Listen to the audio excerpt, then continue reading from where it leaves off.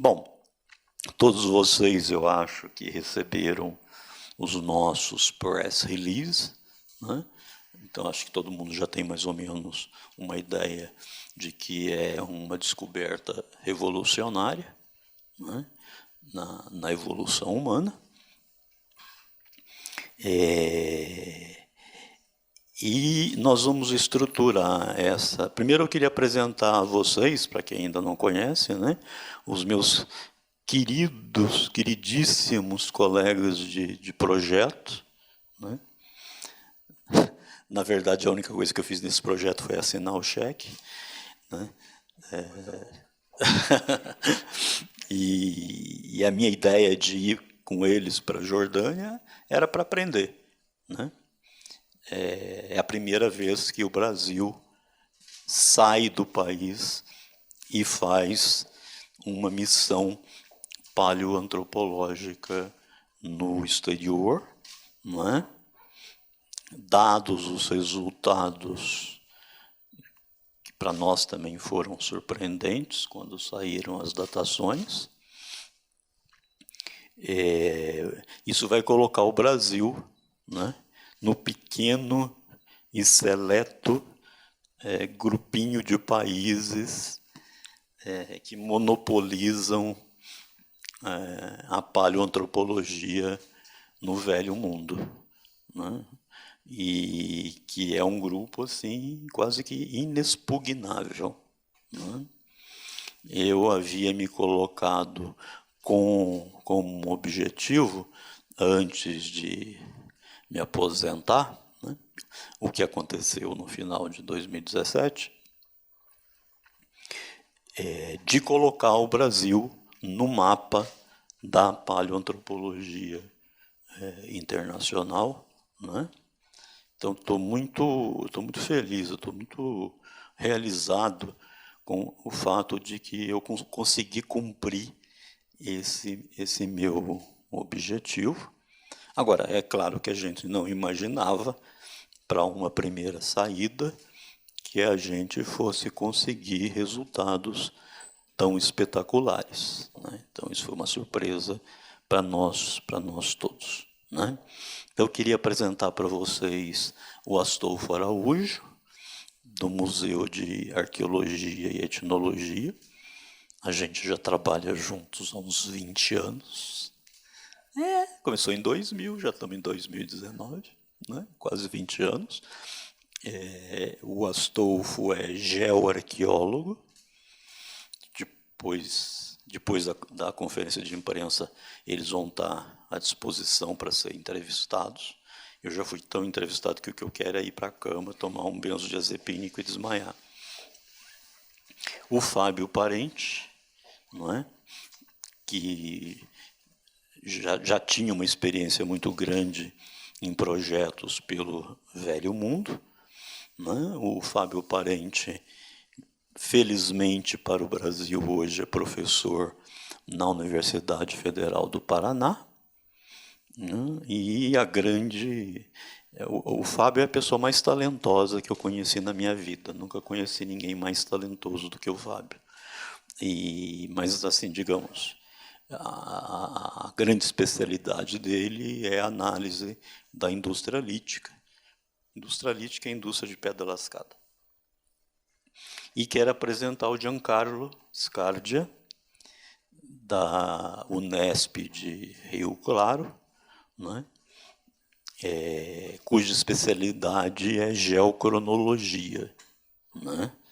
Então, a gente fica lambendo o pé dele, porque foi ele que conseguiu as datações para esse material arqueológico que a gente escavou. Eu estruturei mais ou menos da seguinte maneira, nada muito rígido, mas também vocês, não é porque eu vou mostrar um primeiro slide, eu não vou usar microfone, porque acho que não precisa, mostrando o que se pensa hoje sobre a origem e a saída do gênero Homo no Velho Mundo, né? Origem e dispersão do gênero Homo a partir da África, Eu vou mostrar o modelo que vige até o momento. Aí eles vão apresentar também, cada um tem 10 minutos para apresentar. O Astolfo vai falar um pouco da região de pesquisa, né? E um pouco sobre como é que a gente escavou e tal, né? Depois fala o Fábio Parente sobre, ele vai tentar mostrar para vocês as diferenças entre um lascamento feito pela natureza e um lascamento feito por humanos. E aí vai mostrar algumas peças nossas da pesquisa, mostrando que elas têm claramente os sinais de lascamento humano, né? Depois vai falar o Giancarlo sobre cronologia, né? Nós datamos os nossos depósitos arqueológicos com 3 métodos diferentes de datação. É um pouco árido, já digo para vocês, eu só entendo 10%, porque você tem que ter uma base muito boa de física, né, e matemática, e eu não tenho. Depois que o Giancarlo apresentar a parte de cronologia, eu vou mostrar um último slide mostrando como aquele modelo que vige hoje se modifica radicalmente com as nossas descobertas lá na Jordânia. Tá bom? Bom, terminado isso, a gente faz um break e aí todos nós iremos aqui para frente e vocês poderão fazer perguntas para cada um de nós, né? E eventualmente até fazer alguma entrevista com eles, isso é entre vocês e os 3, né? Eu terminando eu vou embora. Então, assim, alguma dúvida, alguma sugestão? Então vamos lá, né? Eu vou tentar falar sem microfone. Eu vou falar então sobre a origem do gênero Homo e a dispersão dele para fora da África. Eu tenho 10 minutos para fazer isso, então eu praticamente vou cometer um assassinato, né? Porque é impossível sintetizar isso em 10 minutos. Com a ajuda de um aluno meu que é muito talentoso, a gente fez esses gráficos aqui, né? Vocês não precisam se preocupar com esse monte de setinha fina. Isso só quer dizer que o hominídeo se espalhou para todo lado. E eu vou me concentrar em algumas coisas importantes. É claro que nós estamos falando aqui de gênero Homo, né? O gênero Homo apareceu na África, com certeza, por volta de 2,4 milhões de anos. O primeiro representante é o Homo habilis, depois vocês podem ver a carinha. Nós temos 2 Homo habilis aqui, um da Tanzânia e um do Quênia.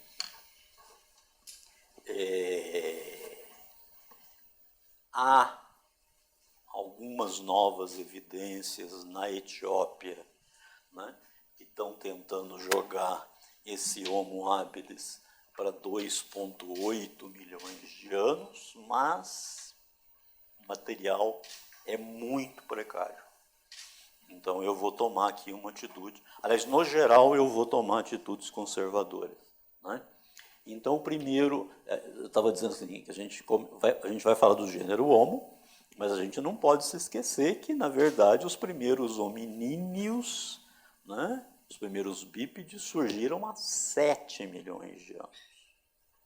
Então eu vou pular 5 milhões de anos de evolução e vou pular direto para o Homo, que é o que nos interessa. Então o primeiro Homo a surgir na África, né, é o Homo habilis, como eu disse, com certeza 2,4 milhões de anos.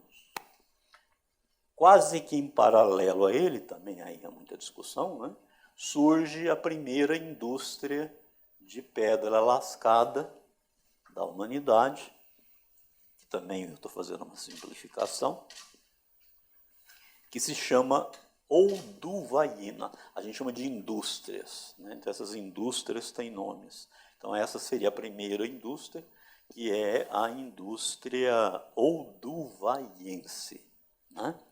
Os vestígios mais antigos de olduvaiense hoje, para variar, também está na Etiópia, e tem aí por volta de 2,6 milhões de anos. Mas a gente pode meio que dizer que, não é, a indústria, a nossa capacidade de lascamento controlada da pedra, né, ela começa praticamente junto com a origem do gênero Homo.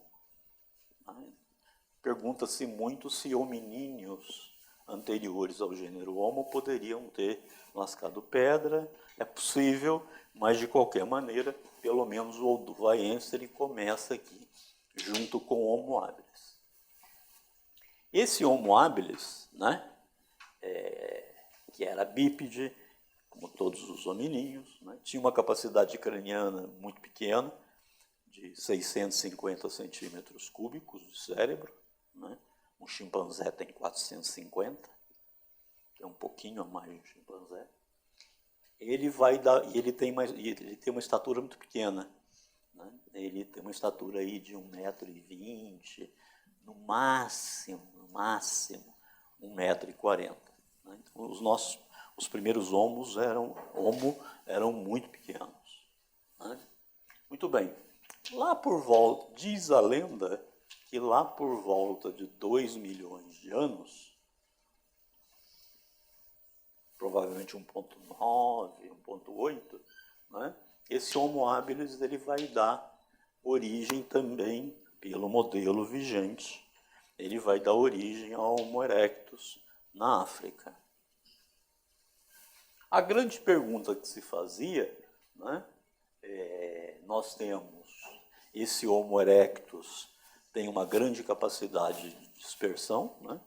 Até porque ele já tem aí cerca de 850 centímetros cúbicos de cérebro, né? Então tem 200 centímetros cúbicos de cérebro a mais que o habilis.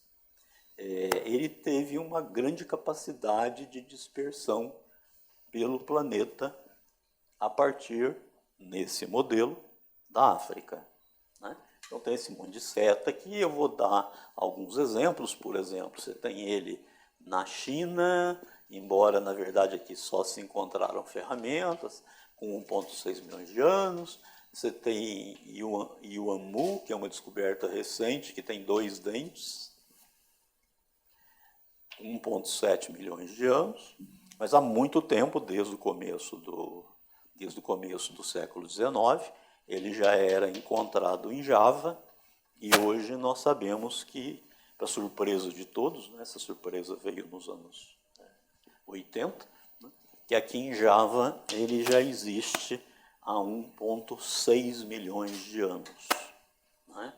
Aqui na Europa tem uma discussão infinita sobre se ele chegou na Europa, mas eu vou simplificar dizendo que ele chegou na Europa, e as datações vindo não daqui, mas provavelmente por aqui, e ele chegou lá na Espanha por volta de a datação mais antiga de artefatos líticos que você tem em cima do elefante, tem 1,2 milhões de anos. Né? Esse fóssil aqui tem entre 1 milhão de anos e 900 mil anos. Mas a grande novidade nos estudos sobre a origem e a dispersão do gênero Homo, que foi uma coisa revolucionária, né, foi a partir de meados dos anos 90, né, essas descobertas aqui, tanto de artefatos quanto de 5 crânios num sítio chamado de Manise, na República da Geórgia. Né? Semana que vem eu estou indo para lá escavar. Quando se encontrou esse material em Dmanisi, né, ele pôde ser muito bem datado. E deu uma data de 1,8 milhões de anos. E o que é interessante é que esses 5 crânios aqui, dos quais nós temos um ali, é a única réplica de crânios de Dmanisi fora da República da Geórgia, ninguém mais tem, só eu tenho. O que chamou muito a atenção é o seguinte, que esse material da Dmanisi, ele foi encontrado assim numa área de escavação ridícula, de 10 metros por 5. Né? E todos absolutamente no mesmo nível estratigráfico. Então não tem jeito. Eles representam uma população que viveu ao mesmo tempo na beira de um paleolago que existia lá, né? E não há como dizer, não, isso aqui um tem 1,6, o outro tem 1,8, não. Todos são absolutamente contemporâneos, participantes de uma mesma população que viveram ali na beira do lago por volta de 1,8. Então, quando se descobriu Dmanisi, Dmanisi trouxe 2 coisas para nós. Né? Primeiro, a datação mais antiga de um hominídeo fora da África.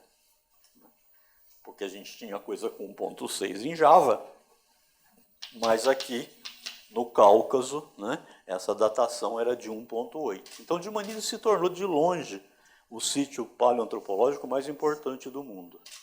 Né? E também ninguém nunca tinha achado tanto crânio numa mesma jazida contemporâneos. Bom, isso foi uma revolução na nossa área, mostrou, portanto, que o homem deve ter deixado a África aí por volta, vamos dizer, de 1,9 e chegado aqui no Cáucaso a 1,8. Isso foi ótimo, mas os crânios trouxeram um grande problema sobre o qual nós nos debatemos até hoje. Né? Eles têm uma diversidade morfológica enorme. Aqui nós só temos um, mas se você olha os 5 crânios, eles têm uma variabilidade enorme. Por exemplo, capacidade craniana vai de 650 centímetros cúbicos a 750 centímetros cúbicos. Então, o pessoal dizia assim, bom, como é que a gente vai classificar esse material? Houve uma primeira proposta de chamar esse material, de dar uma nova espécie para esse material, e aí começaram a chamar de Homo geórgicos, coisa contra a qual eu lutei tudo que eu pude. Né? Eu acho que esse negócio de que cada um que acha um crânio criar uma espécie nova é um negócio que a gente abandonou lá nos anos 50. Né? Aí depois passaram a chamar esse material aqui de Homo ergaster, né? Que também não vingou. E, digamos assim, nos últimos 10 anos para cá, chegaram à conclusão que o melhor era chamar isso de Homo erectus. Tá? Então vocês vejam que, depois nós vamos rever isso, veja que o quadro então é o seguinte, né? Que Homo apareceu na África 2,4, deu origem ao erectus a 2 milhões, esse erectus saiu, provavelmente para vários lugares, mas chegou primeiro aqui no Cáucaso, né? E chegou por volta de 1,8 milhões de anos. Mas, como eu disse, classificar esse material todo em Homo erectus sempre foi muito complicado. E essa discussão continua hoje, até hoje, sobre, afinal de contas, o que a gente faz com essa população tão variável que a gente encontra lá no Cáucaso. Mas estava ótimo o cenário, né? Fechou, então tá bom. Né? O primeiro hominídeo que saiu da África chegou aí no Cáucaso por volta de 1,8 milhões de anos. Ok? Eu vou retomar isso. Bom, como eu falei, depois você encontra Homo erectus em vários locais, né? E uma coisa que chamou muita atenção nos últimos 10 anos e que fez muito sucesso na imprensa, né, foi o encontro na Ilha de Flores, no Sudeste Asiático, de um pigmeu, né? Por isso que ele foi chamado de o Hobbit da Ilha de Flores, né? Porque ele tem 1 metro de altura. Ele é muito mais recente, claro. Ele está datado aí mais ou menos entre 90 e 20 mil anos. Mas foi o que está fazendo um pigmeu, né, de 1 metro de altura na Ilha de Flores aí há 90 mil anos. Hoje já existem evidências na Ilha de Flores de que tinha gente lá há 800 mil anos. Não quer dizer que fosse o Hobbit. Os esqueletos de Hobbit, o esqueleto de Hobbit, esse aqui nós temos ele ali também, o crânio, né? O LB1, ele está datado aí em 90 a 20 mil anos atrás. E aí também começou-se toda uma discussão de como é que a gente vai explicar esse pigmeu lá na Ilha de Flores, né? Ele tem 1 metro de altura, tem um crânio, tem uma capacidade cerebral menor do que a de um chimpanzé. Ele só tem 350 centímetros cúbicos de cérebro. E aí se começou uma grande discussão sobre de onde que ele teria vindo, né? A gente sabe que ele sofreu uma coisa que na biologia evolutiva a gente chama de efeito ilha. Espécies que vivem no continente, quando elas vão para uma ilha, elas de fato diminuem o tamanho, porque como tem muito menos recursos, né, você diminuindo o tamanho, você precisa de muito menos recursos para viver. Então, certamente, ele sofreu esse efeito ilha aqui. Mas esse efeito ilha teria acontecido em cima do quê? Em cima de um Homo sapiens, como muitos propuseram no começo, né? E aí também, na medida que os estudos progrediram, a ideia é que foi uma população de Homo erectus que chegou aqui na Ilha de Flores e teria sofrido esse processo, né, de redução absoluta de tamanho. O grande problema é que o Homo erectus tem 1,75 m de altura e tem uma capacidade craniana de 850 centímetros cúbicos em média, né? Então, muita gente dizia, né, pô, é muito efeito ilha, né, para você espremer um Homo erectus e transformar ele num Homo floresiensis, tá? Então, eu só quero dizer o seguinte, que esse é o modelo que vige. Tem mais uma complicação que eu não vou mostrar agora, vou mostrar no meu último slide, né? Que é como é que a gente classifica esse material da Geórgia, como é que a gente interpreta essa altíssima variabilidade, né, lá de Dmanisi, como é que a gente interpreta esse bendito Homo floresiensis. Não está aí, vai estar no meu último slide.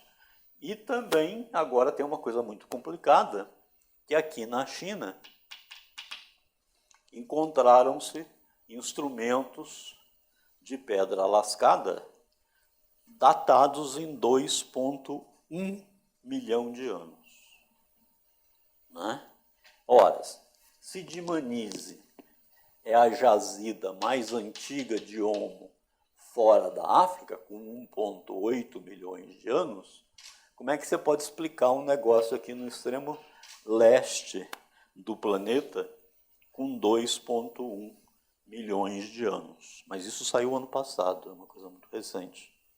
Eu, pessoalmente, não acredito nessas datações, porque elas foram feitas com base em apenas um método, que é o paleomagnetismo. sobre o qual o Giancarlo é especialista em paleomagnetismo, né? Então, eu acho muito revolucionário demais, baseando-se em apenas um método de datação. De qualquer maneira, vamos respeitar lá os chineses, né? E vamos imaginar que tem aqui uma coisa, né? Chegou aqui a 2,1 milhões de anos. A grande pergunta é: que hominídeo seria esse? Não tinha Homo erectus. Eles dizem que é Homo erectus, mas você não tem nenhuma outra evidência de Homo erectus aqui com 2 milhões de anos para explicar esse 2,1 milhões de anos lá no extremo da Ásia. Eu vou parar agora, né, porque esse é o cenário, digamos assim, né, sobre o qual nós e 100% da comunidade científica repousamos. Embora eu já tenha mostrado para vocês que esse modelo ele tem várias incongruências, ok? Nós vamos retomar isso depois num último slide. Agora eu queria passar a voz para os meus colegas de projeto, que vão falar especificamente sobre as nossas descobertas na Jordânia, né? E aí eu vou mostrar como é que elas impactam aquele quadro que eu mostrei. Tá? Então eu vou passar a palavra para o Astolfo Araújo. Bom, Astolfo, por favor. Bom, aqui uma visão geral da paisagem, né? Ela tem muito pouca vegetação e o que vocês estão vendo aqui, essa parte plana, é um terraço feito pelos agricultores com um trator. Então, vocês têm que imaginar que essa montanha descia aqui de maneira mais suave, né, e não dessa maneira escalonada. Então, aqui tem um terraço, aqui tem um outro terraço, né? E isso quer dizer que a gente só tem acesso a uma estratigrafia por causa dos terraços. Então, eu diria que pessoas trabalhando nessa região antes desses terraços, que começaram a ser construídos, se não me engano, nos anos... Começo dos anos 70. Isso. Então, antes dos anos 70, ia ser muito difícil ter feito essas descobertas que a gente fez, tá? Porque você teria simplesmente colinas relativamente suaves, como é desse lado aqui, recobertas de cascalho, com artefatos, mas com artefatos cuja origem estratigráfica a gente jamais saberia. Então, a gente deve esse trabalho ao fato de existir nesses terraços. Então, o que a gente fez? Usamos uma tecnologia radical, né? A gente usou maquinário pesado para limpar o cascalho que continua caindo, né? Para ter acesso à estratigrafia, né? Ter acesso aos artefatos na sua localização original, né? E conseguir fazer o estudo que a gente fez. Aqui um exemplo, né? Tá a equipe toda aqui literalmente raspando o barranco inteiro, né, que são centenas de metros, né, e sai aqui da foto, né, raspando ele com martelinhos e colherzinhas, colher de pedreiro, e encontrando as peças e colocando palitinhos nas peças. Aí a gente tinha um equipamento de topografia, que chama Estação Total, e nós localizamos cada peça individualmente. E isso foi imprescindível para conseguir entender do que se tratava, conseguir entender qual que era o posicionamento dessas peças e a interpretação que a gente daria para elas. Então, aqui está o Fábio e o Walter trabalhando, né, nesse processo. Então, todo mundo, né, com a mão na massa. Nesse caso, né, era bem alto, né, o que a gente tinha interesse estava aqui no alto, tinha que usar a escada. Não. Eu pus essa foto de propósito para mostrar ele trabalhando. E Além dessa abordagem vertical, que é uma arqueologia interessante, um pouco diferente para a gente que está acostumado a escavar, né? A gente estava escavando na vertical, literalmente, né? A gente também fez uma abordagem horizontal, que não deu tantos resultados quanto a gente imaginava, mas foi uma tentativa. Isso aqui teve que extremamente concrecionado, muito duro mesmo, né? Tem umas picaretas na foto, realmente a gente tinha que usar picareta, a gente usou inclusive britadeira em alguns locais. Então foram as duas estratégias, né? Uma vertical e uma horizontal. A estratégia vertical, ela deu resultados muito bons. Esse desenho aqui é do Fábio. É um sítio chamado Sítio 330. Ele foi...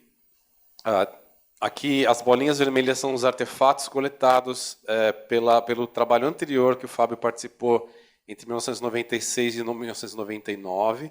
E os triângulos verdes são os artefatos coletados nas etapas coordenadas pelo Walter, entre 2013 e 2015. O que dá para perceber aqui é que tem uma concentração monstruosa de artefatos, incluindo fauna. Aqui, por exemplo, tem um dente de mamute, né, Mammutus meridionalis, um molar de elefante, com muitos outros animais, que depois o Fábio pode complementar isso na fala dele. Então, essa concentração tão grande fez com que a gente começasse a pensar num cenário um pouquinho alternativo do anterior.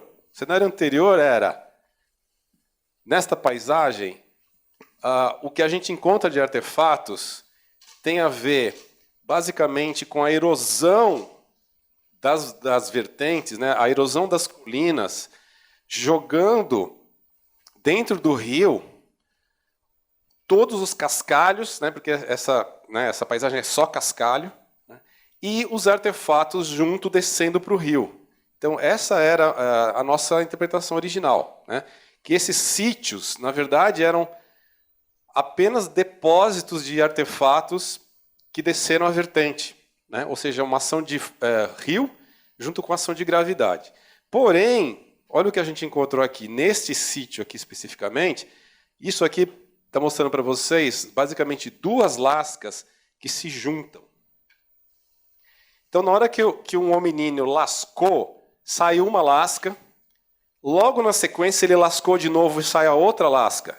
Então, a lasca que saiu antes deixou uma cicatriz, uma marca, e a lasca que saiu depois carregou com ela a cicatriz da lasca anterior. Isso quer dizer o quê? Um evento de lascamento.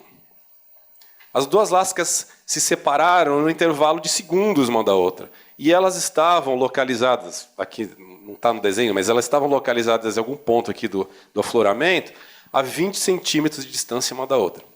Então isso já acendeu uma luz vermelha. Isso não poderia acontecer se esse material tivesse descido a vertente. Né? Então, esse sítio aqui, ele é mais recente, ele seria um sítio achiolense, ele tem os chamados machados de mão e provavelmente é relacionado ao Homo erectus. Está aqui. Além das duas lascas, elas estão juntinhas, ó, tá? Não vai dar para vocês verem, talvez devesse ter feito uma delineação, mas está uma grudada na outra. Ainda tinha essas outras duas lascas que são uma remontagem indireta, que a gente chama. Elas não juntavam diretamente, mas pelas características macroscópicas, cor, etc., elas provavelmente vieram do mesmo seixo. Tá? E então, na verdade, foram 4 lascas encontradas próximas umas das outras, o que nos levou a pensar que isso tinha algum significado comportamental e não só geológico. Aqui, o sítio 334 inferior, que é o do Vaiense, né, que tem a indústria lítica mais antiga, o que vocês estão vendo aqui são 120 metros de barranco com as peças plotadas individualmente. Agora a gente vai dar um zoom aqui. Os primeiros 45 metros com as peças plotadas individualmente. E aqui, só a densidade de peças nos 110 metros. O que a gente vê aqui é que tem uma densidade de peças anormal, no intervalo muito pequeno, né, de 15 metros mais ou menos, você tem uma concentração anormal de peças. Tá?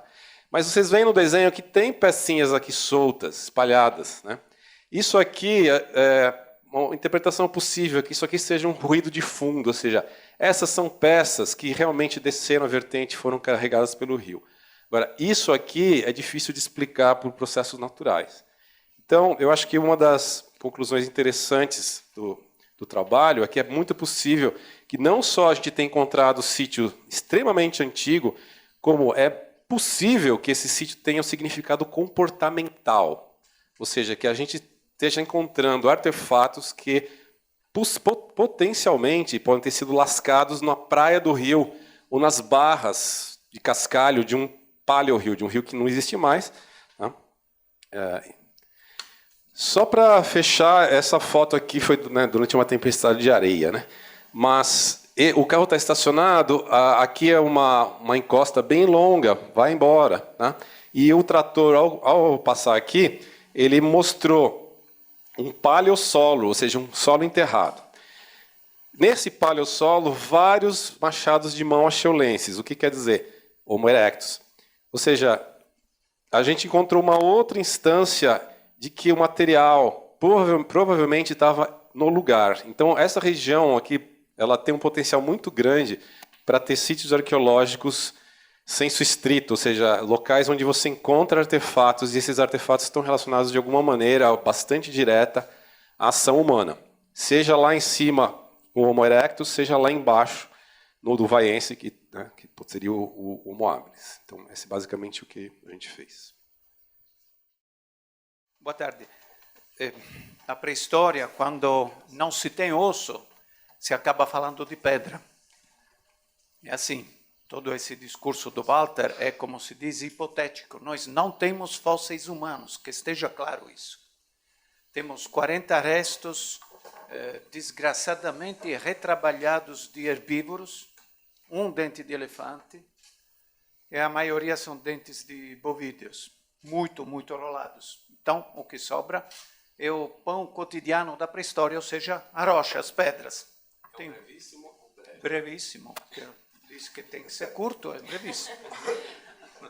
Então, bota inteiro. Então, desde o começo da ciência da pré-história, os arqueólogos se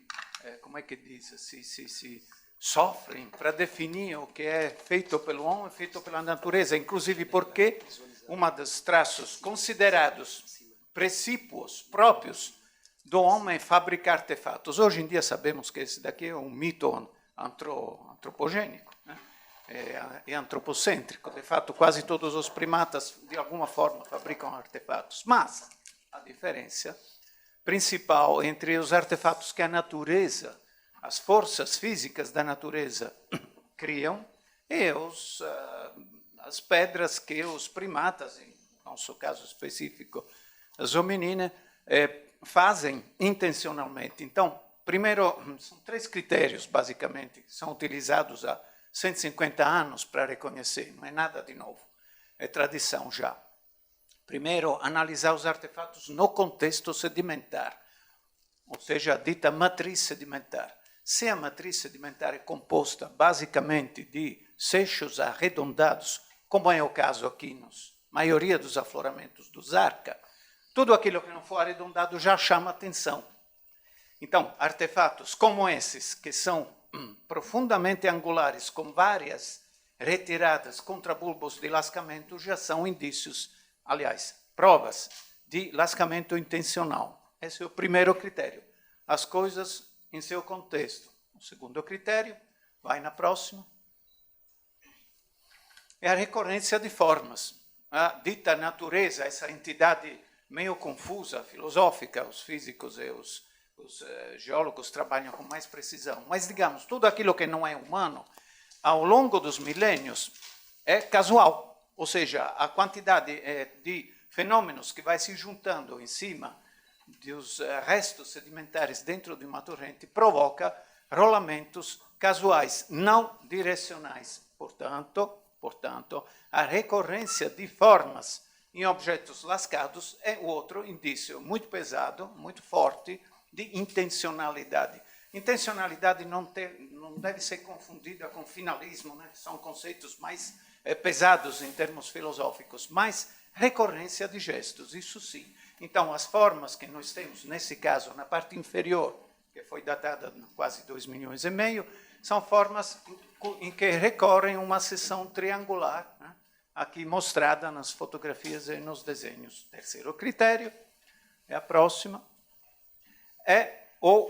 a lógica. O que significa a lógica? A repetição de, digamos, constâncias na sequência de lascamento. E isso pode ser lido em cima dos artefatos quando eles tiverem as margens frescas, não roladas dentro da torrente. Como o Astolfo já disse, tem vários casos em que essas margens se conservaram e, portanto, é possível ler a sequência dos gestos nas pedras, e isso obedece após um estudo detalhado, se podem reconhecer esquemas de lascamento, que são ligados a várias coisas. A força que o nosso, entre aspas, eram mais baixos, provavelmente já eu sou mais perto do Hábilis do que o Astolfo, mas, enfim, digamos, seres de menores dimensões, mas que anatomicamente têm a mesma estrutura da gente.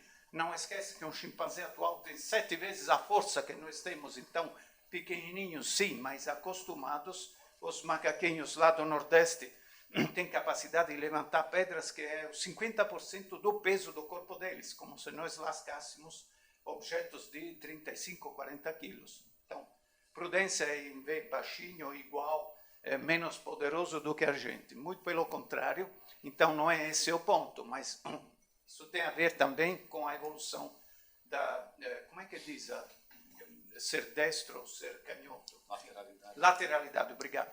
Os estrangeiros são terríveis quando falam.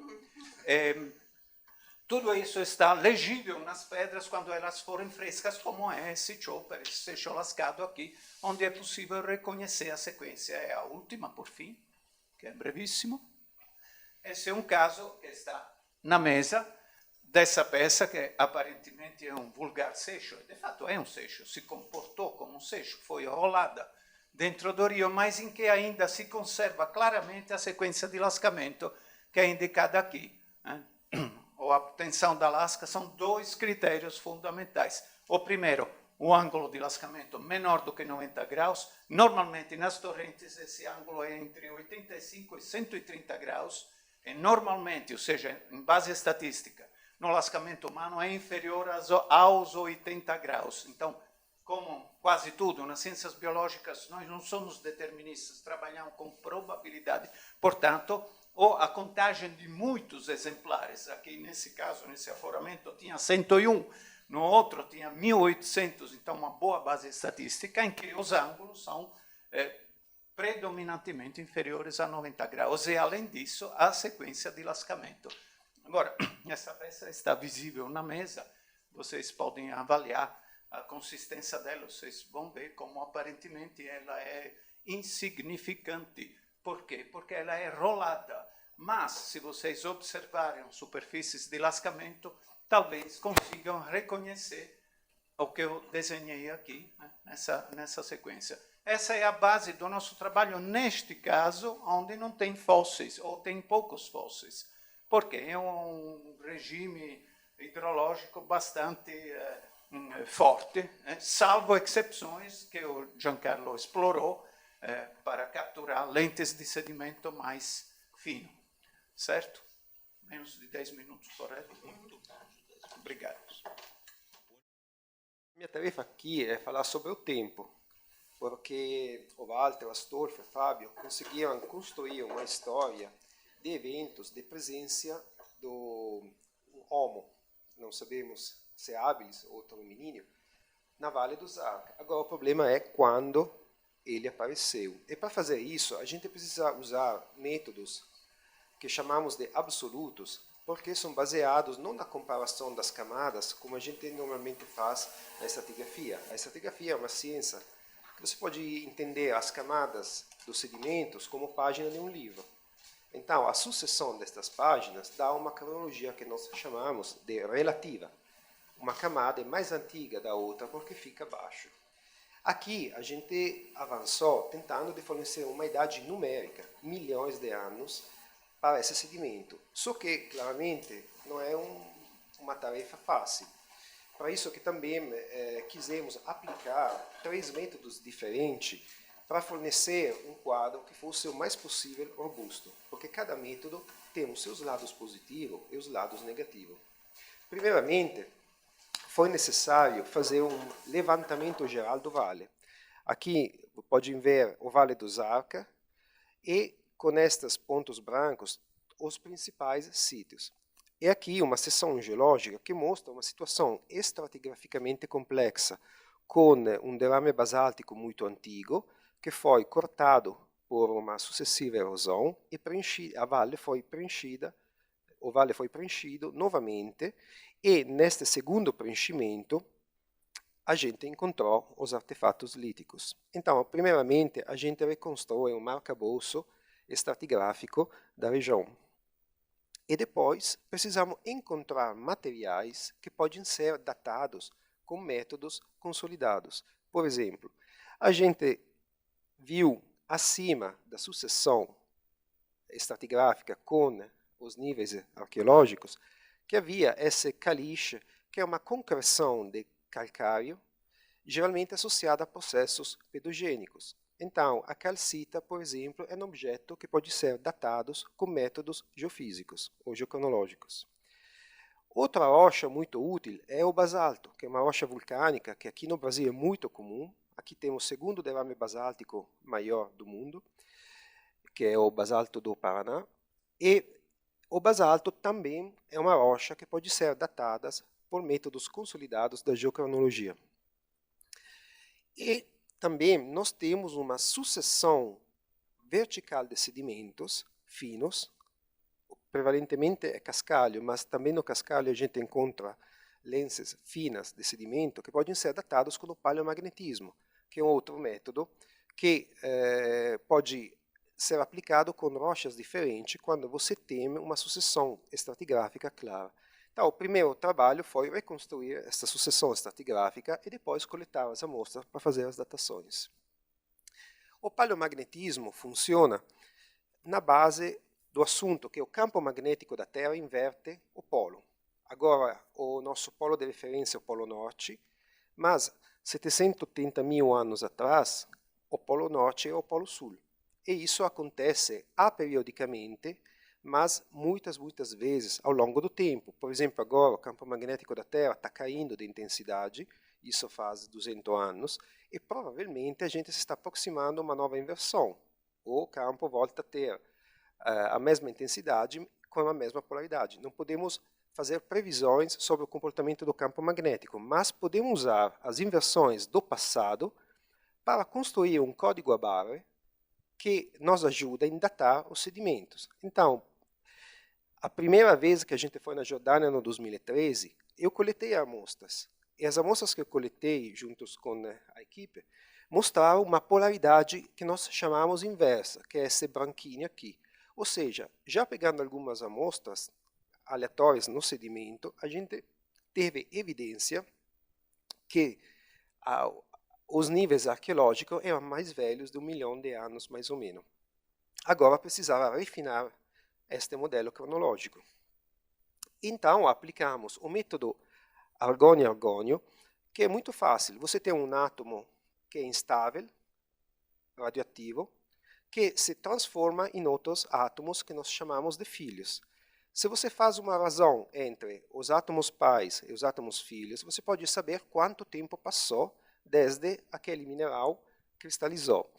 E o argônio-argônio é feito geralmente em rochas vulcânicas. E as nossas mostras deram esses resultados, que o basalto mais antigo, aquilo que estava cortado pela superfície da erosão, havia uma idade de 5 milhões de anos, quase 6.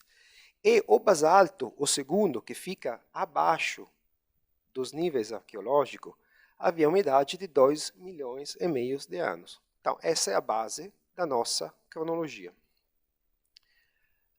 E aí a gente datou o caliche com o método urânio-chumbo. E isso foi um grande desafio, porque o método usado é um método que trabalha na escala microscópica. Essa é uma lâmina deste caliche, esses são 2 milímetros. E todos esses pontos que você pode enxergar são datações que foram feitas com um laser. Então, uma datação muito microscópica, muito precisa.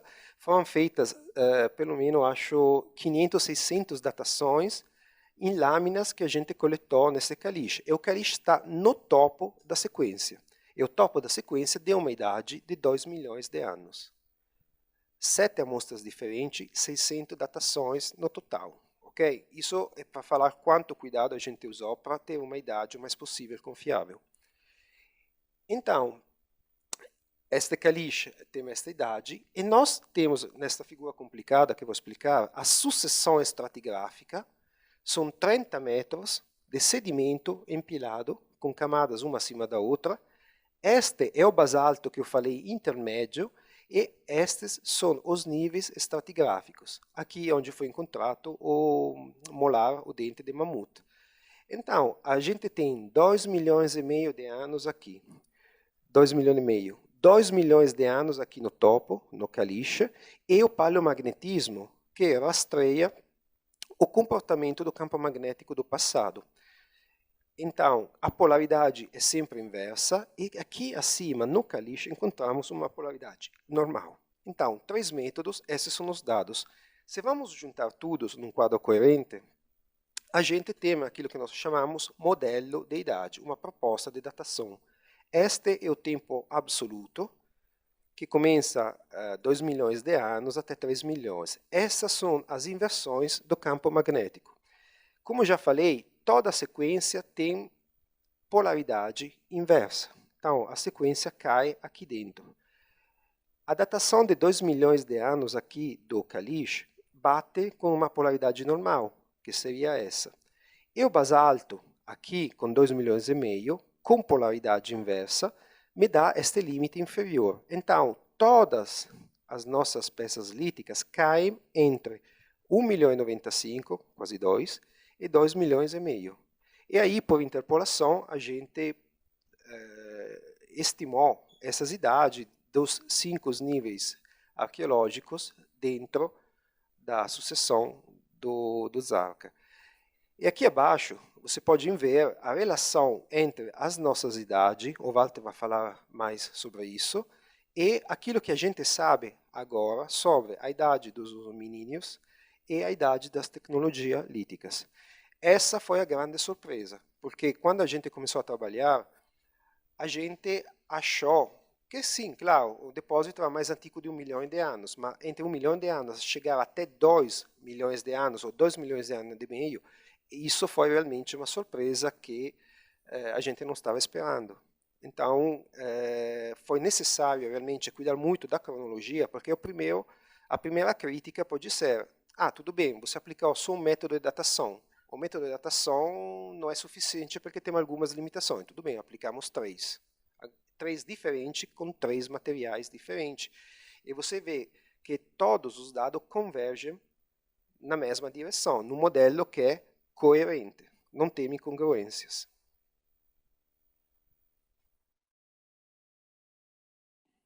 Como é que era o panorama sobre a questão da origem e da diversificação, da expansão do gênero Homo para fora da África, né? Só para relembrar, então, no modelo vigente, quem teria saído da África seria o Homo erectus.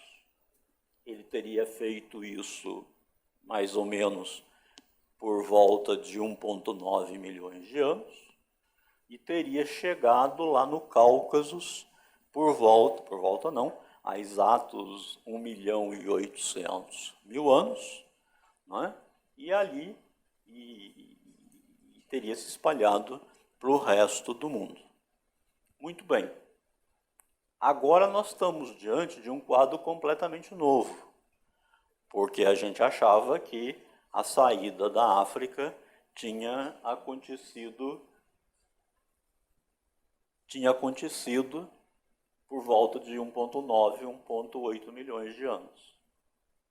Com as nossas descobertas na Jordânia, e com essa precisão de datação, né, usando, eles não poderiam ser mais convergentes, foram extremamente convergentes, o que é muito raro, aliás, na nossa área, né? Mas nós tivemos muita sorte que eles foram extremamente convergentes. Nós demonstramos que, na verdade, o homem não deixou a África por volta de 1,9 milhões de anos, mas sim há 2,4 milhões de anos. Ou seja, nós retrocedemos em 500 mil anos a saída da África. E isso impõe uma pergunta muito simples. Bom, se saiu há 2,4 milhões de anos e não a 1,9, quem foi esse primeiro hominíneo a deixar a África? Né? No modelo tradicional seria o Homo erectus. Né? Agora não. Fica claro que o primeiro hominíneo que deixou a África foi o Homo habilis. Porque a 2,4... Mas pode passar o slide que eu... Isso. Né? A 2,4, 2,5 milhões de anos, o único hominíneo que tinha, do gênero Homo, que tinha na África, era o Homo habilis. Né? Então veja como muda muito a perspectiva. Né? Fica claro agora que o Homo habilis foi o primeiro hominíneo a sair da África. Né? Você veja, como eu disse para vocês, o Homo habilis na África, para arredondar, está datado aí por volta de 2,5, 2,4 milhões de anos. Né? E nós sabemos que eles chegaram aqui na Geórgia a 1,8. Né?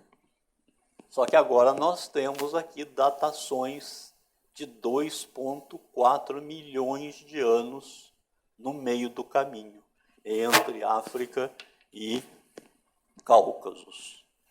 Ora, o único hominíneo disponível na África para ter saído dali há 2,4 milhões de anos, né, é o Homo habilis. Então, a nossa pesquisa mostra claramente que quem saiu da África, né, primeiramente, no artigo a gente coloca um pré-erectus. Eu acho que é esse... Early Homo. Né? Mas nós sabemos que, evidentemente, só pode ter sido o Homo habilis, porque era a única coisa que estava disponível aqui. Né? E aí é muito interessante, porque agora eu vou tentar mostrar como essa mudança de paradigma pode explicar algumas coisas que estavam nebulosas no modelo vigente. Bom, voltemos à velha e querida República da Geórgia, lá em Dmanisi, com 5 crânios e 1,8. Né? Eu disse para vocês que havia um problema muito sério para classificar esse material. Né? Acabou entrando aí para a literatura dos últimos 10 anos como Homo erectus. Tá? Como Homo erectus. Eu vou ter que fazer uma comparação. Isso aqui é um Homo habilis africano. Isso aqui é um Homo erectus. Isso aqui é um Homo erectus. Esse material é chinês, tá? Tem aí por volta de 500 mil anos. E isso aqui é de Dmanisi. Ok? Vou colocar um do ladinho do outro. O que vocês acham? Dmanisi é mais parecido com isso? Ou é mais parecido com isso? Isso aqui tem 650 centímetros cúbicos de cérebro. Isso aqui também tem 650 centímetros cúbicos de cérebro. E isso aqui tem 850 centímetros de cérebro.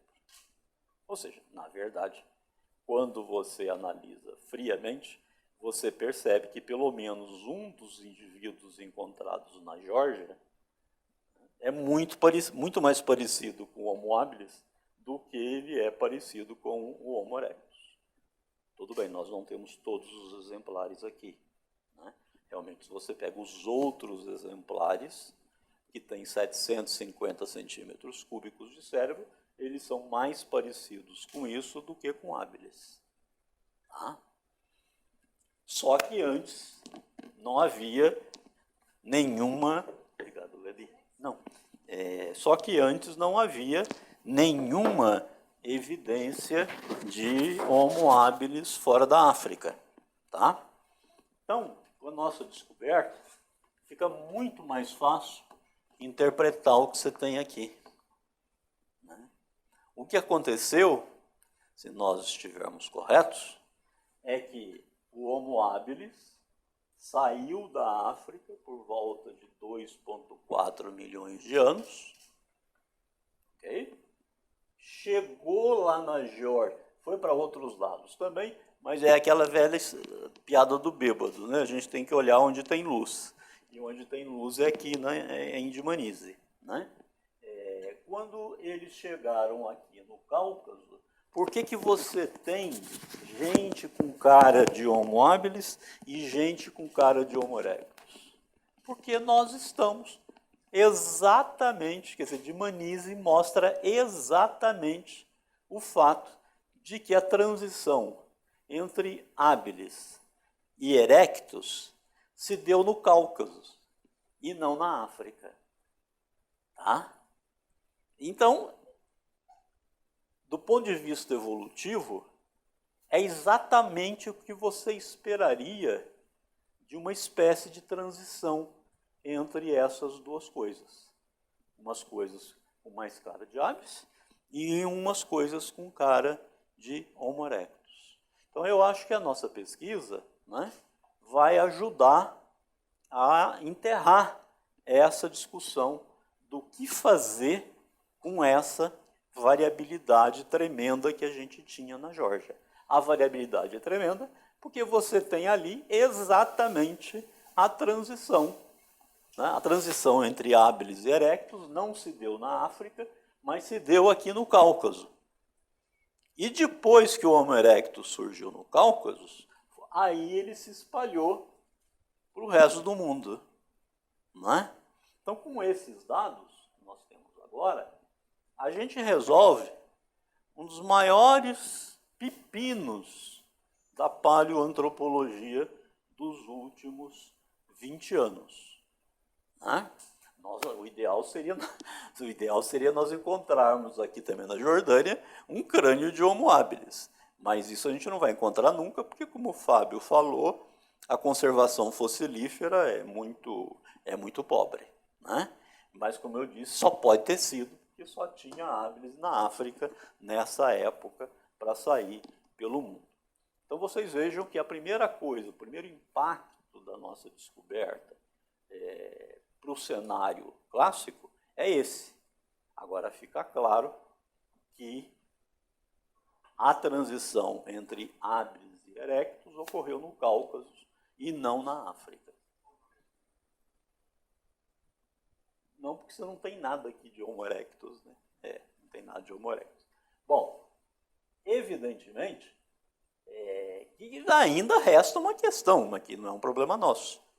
Né? Como é que você vai chamar essa coisa aqui? Né? A gente só está propondo que é uma transição entre habilis e erectus. Né? Talvez a gente tenha que voltar à proposta dos georgianos lá dos anos 90, né? Final dos anos 90, de chamar isso de Homo geórgicos. Realmente atribuir uma nova espécie a esse material. Né? E esse Homo geórgicus seria justamente essa transição entre habilis e erectus. Então, ótimo. Né? Acho que a gente ajuda a resolver um problema que se arrasta desde o final dos anos. Né? Eu que fui tão contra eles chamarem isso de Homo georgicus, né? Na verdade, diante disso, revi a minha posição. Eu estou indo para Dmanisi agora, semana que vem, e vou dizer para meus colegas lá, se eu fosse vocês, eu voltava a chamar esse negócio aqui de Homo georgicus. Então, as nossas descobertas lançam uma luz muito grande nisso aqui.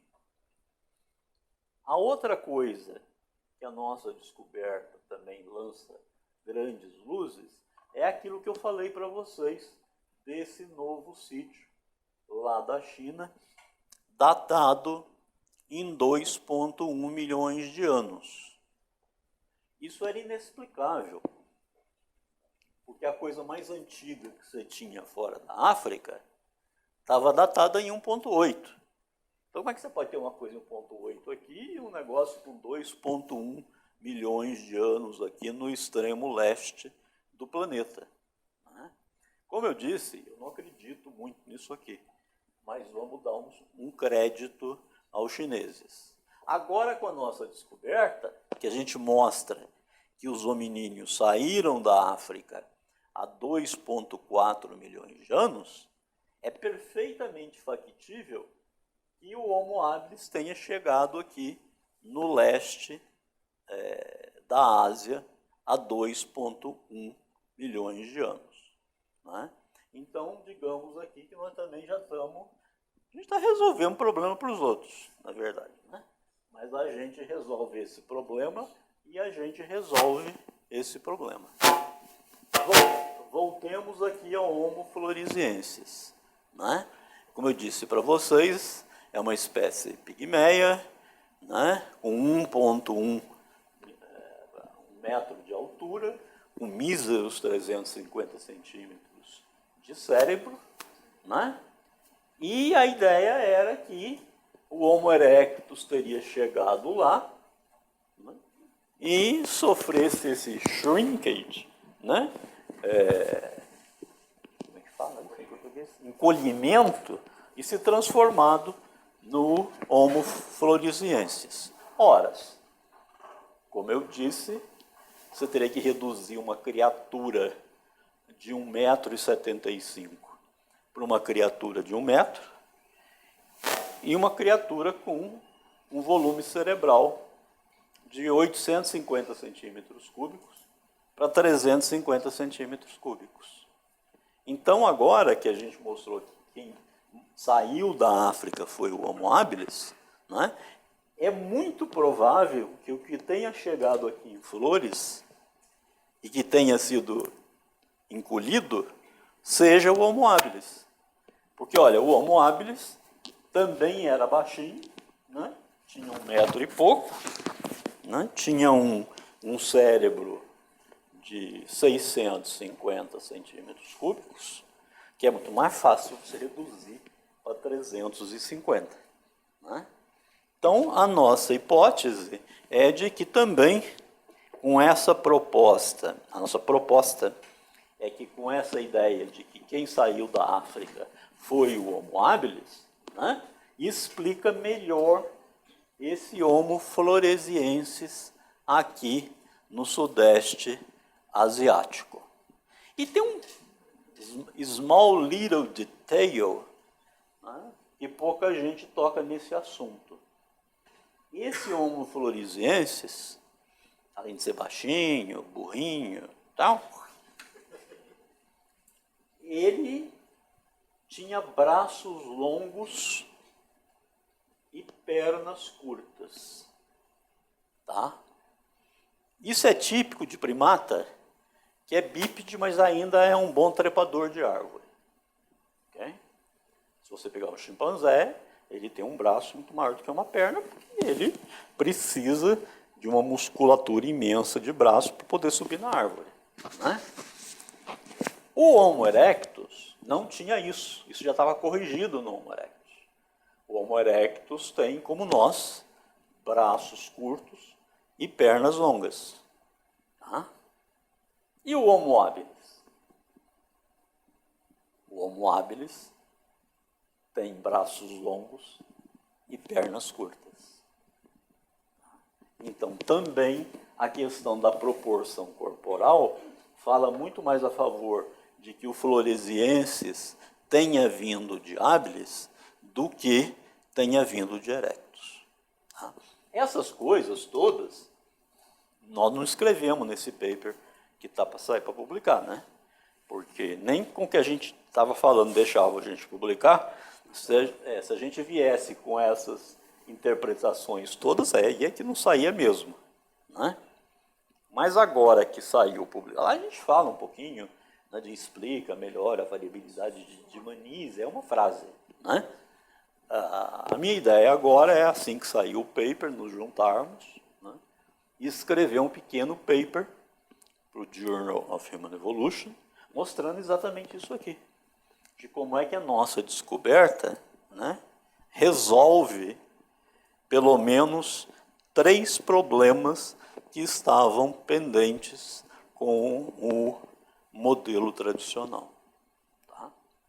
Muito bem, era isso que nós tínhamos para falar.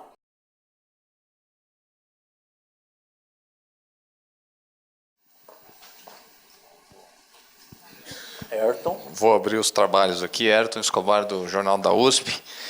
Algumas perguntas sobre os artefatos, tá? Que vamos dizer é o personagem principal da pesquisa, né? Primeiro para o João Carlos, além desses 3 métodos que vocês usaram, tem algum outro método que poderia dar uma certeza ainda maior? Tal? Com esses 3 métodos, quer dizer, essa datação, digamos assim, é inquestionável. Quer dizer, você usou os métodos mais modernos, disponíveis, tal, ninguém poderia criticar o trabalho dizendo que a datação poderia ser feita de uma outra forma mais precisa. Tá? Só para... Bom, vamos a gente no campo discutiu sobre a possível aplicação dos isótopos cosmogênicos. Só que é um método que é mais complicado daqueles que foram escolhidos. Ou seja, o urânio-chumbo, o argônio-argônio são métodos super comprovados. E o palomagnetismo também são métodos simples, não precisa de muitas assunções.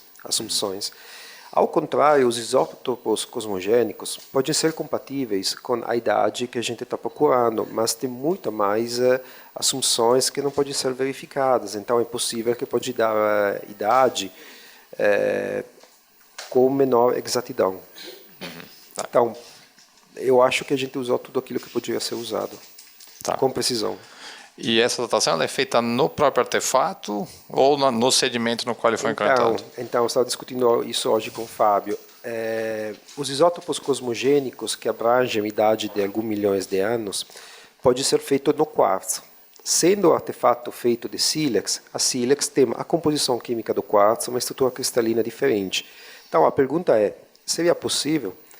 Então, isso ainda é um problema aberto que será desenvolvido mais para frente. Tá, mas o que vocês usaram é a datação feita no sedimento no qual Exatamente. o artefato está encontrado. Exatamente. Foi encontrado. A gente datou o sedimento, não o artefato. Tá. Eu só queria acrescentar uma coisa que eu não disse, que ninguém disse, né?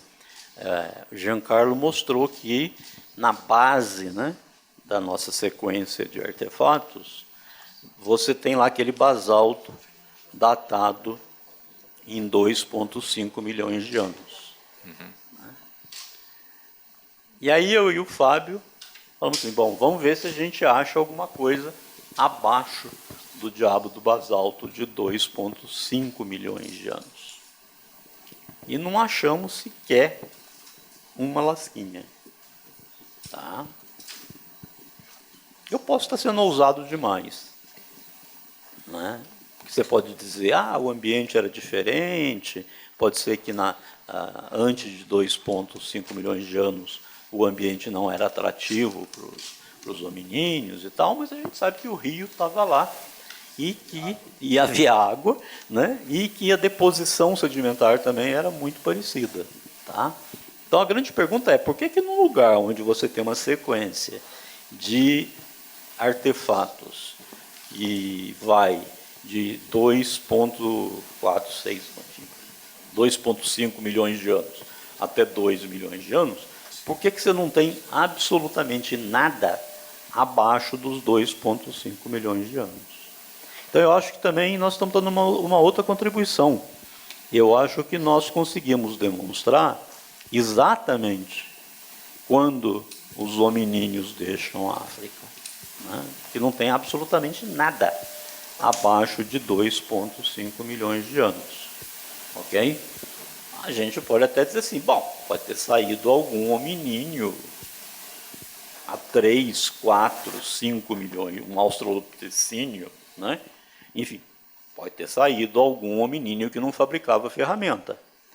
Mas, digamos assim, eu acho que a gente pode dizer com uma certa certeza que a gente não vai achar nada fora da África, em termos de artefatos, com mais de 2,5 milhões de anos. Não, tem um detalhe que a gente achou uma presa de elefante, né? Embaixo dos 2,5. Ou seja, para ter elefante, né, você teria que ter uma umidade considerável, né? Não tem elefante em lugar árido, né? Então, o ambiente devia ser úmido também por causa da presa de elefante.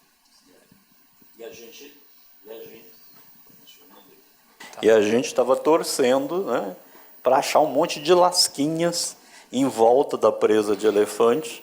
Para dizer, tá vendo? Eles estavam aqui e eles processavam carniças de elefante, né? Mas absolutamente nada. E uma pergunta comentada para o Fábio, se existe alguma possibilidade, ainda que pequena, de esses artefatos não serem, dessas lascas serem naturais, digamos assim, ou podemos afirmar categoricamente que com certeza foram feitos por mãos humanas? Pode afirmar, não para todas. Tem uma pequena parte que é duvidosa, mas não importa. Teoricamente basta uma. Tem várias centenas, então não é esse o problema. Centenas de artefatos muito claramente feitos, produzidos por ação humana. Sim, sim. Tem 101 no nível inferior, por enquanto, simplesmente porque não trabalhamos mais do que isso, e mais de 2.000 no nível de 1.950.000, de 2 milhões, enfim. Então, tem fartura. Artefatos não é o problema. Os fósseis existem, mas são raríssimos. Portanto, custa caro achar fósseis. Caro não significa impossível.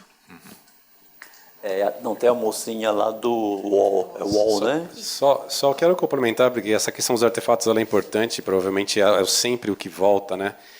A mesma equipe prospectou o topo, onde era a 330, onde tinha aquele monte de artefatos, ela prospectou a 334, que é a base ali, onde tem o do Vaiense, ele a prospectou embaixo, que foi o que o Walter comentou, embaixo do basalto de 2,5, a mesma equipe.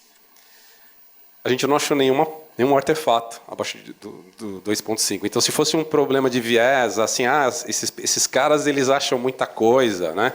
Eles têm um viés para achar artefatos, a gente teria achado os artefatos embaixo também, né? Porque a gente usou o mesmo método, o mesmo cuidado, inclusive com muito cuidado, porque de repente a gente podia achar alguma coisa abaixo do basalto de 2,5, mas a gente achou zero, só achamos a presa do elefante.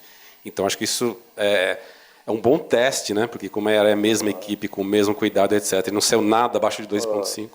Se fosse natural, a gente também teria encontrado abaixo de 2,5. Exatamente, a gente teria achado as coisas duvidosas, naturais, abaixo. A gente achou zero. Eu não lembro de ter um palitinho que a gente pôs embaixo do 2,5. Preciso acrescentar uma coisa. Veja, ao longo dos anos, eu fiz a seleção dos artefatos de uma forma extremamente restritiva. Isso vem da minha experiência aqui com a escavação da Pedra Furada, onde fui obrigado a ser extremamente restritivo para garantir que tivesse artefatos de verdade. Então, possivelmente, tem mais do que isso.